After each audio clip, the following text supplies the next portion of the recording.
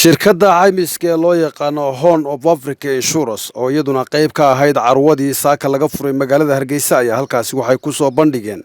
adeegyada kala duwan ay bulshada u hayaan. Ugu horeyn halkaasi waxaa ka hadlay qaar ka mid ah mas'uuliyiinta shirkadda caymiska ee Horn of Africa Insurance oo ka waramay adeegyada ay bulshada u hayaan. waan ku faraxsanahay waana wax loo baahnaa weey bulshada Soomaaliland waxa muhiim ah inay ogaato waxyaabaha oo qabtaan shirkadaha financialka hadday tahay bangiyada hadday tahay caymiska aad baan ugu faraxsanahay in carwatan oo kala ay soo qabato wasaaradda maaliyadda iyo bangigu waa fursad aad iyo aad u qaali ah oo ay maanta ka hadlayaan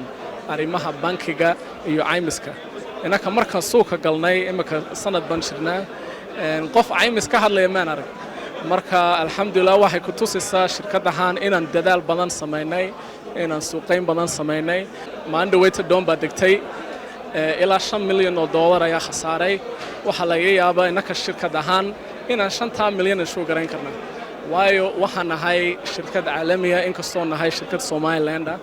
inaka once insure garayna systemkii caalamiga nidaamkii caalamiga ku shaqeynaa marka capacity badan baan leenahay marka aad iyo aad baan bulshada soo dhaweynaynaa inay soo yara bartaan caymiska wuxuu yahay waliba aad iyo aad waxaan doonaynaa u dirigelino bulshada inay galaan caymiska gaadiidka waayo maamahan shilalka way bateen ulays baran baan dareemayna inaka shirkad ahaan diyaar baan u nahay inaan dadkeena taageerno waxay galan karaan caafimaadka tusaale ahaan hantida guriyaha imika guriyo qurux badan baan ku arkayaa magaalada Hargeysa waxaan doonayaa inay iska inshuur garayaan waliba aad iyo aad u maqaalisan kaargooda iyo gaadiidka Abdulqaadir Cudi Home Cable TV Hargeysa.